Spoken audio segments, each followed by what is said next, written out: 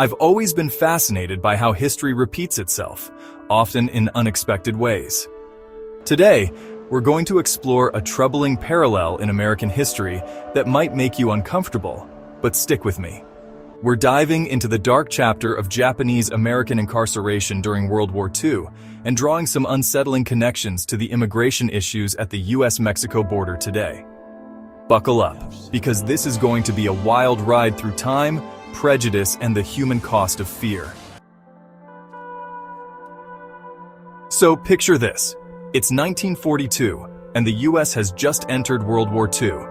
Fear and paranoia are running rampant, and suddenly, anyone with Japanese ancestry is viewed as a potential threat. The result? Executive Order 9066, which authorized the forced relocation and incarceration of nearly 120,000 Japanese Americans, 2/3 of whom were US citizens. Let that sink in for a moment.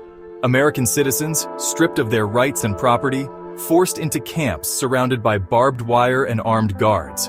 But here's the thing. This wasn't just a momentary lapse in judgment. This incarceration lasted from 1942 to 1946, affecting families for generations. We're talking about people losing their homes, their businesses, their communities, all because of unfounded suspicion based on their ethnicity.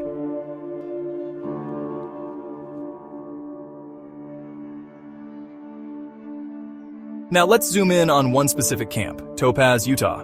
You might be thinking, Utah? Really? Yep, really.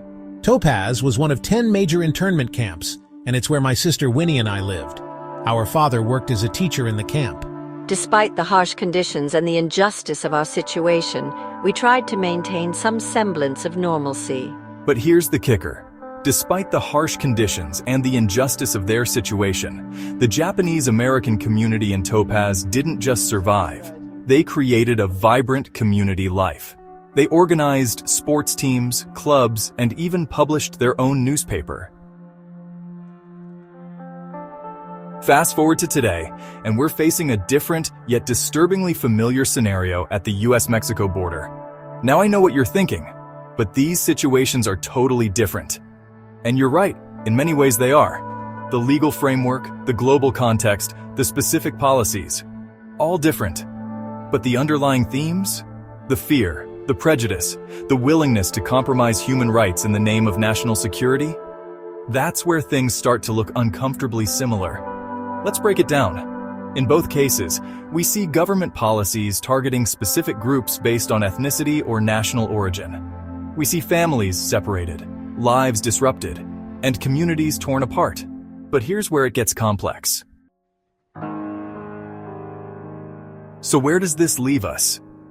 As we've seen, history has an uncomfortable way of echoing through time.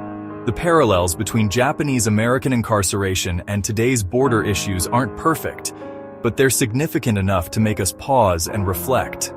What are we willing to sacrifice in the name of security? How do we ensure that fear doesn't override our commitment to justice and human rights? These are tough questions, but they're questions we need to grapple with if we want to avoid repeating the darker chapters of our history.